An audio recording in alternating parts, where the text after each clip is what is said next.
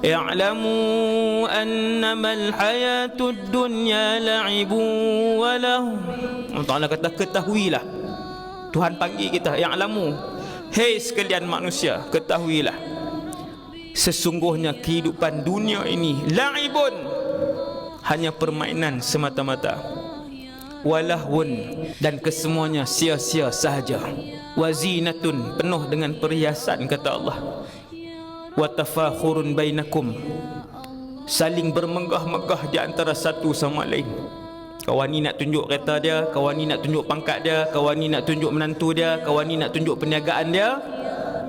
Watakathurun fil amwali wal aulad, dan kalian akan berlumba-lumba di atas muka bumi ni dengan harta dan anak pinak. Ini hakikat dunia yang diterangkan sendiri oleh pencipta dunia ini.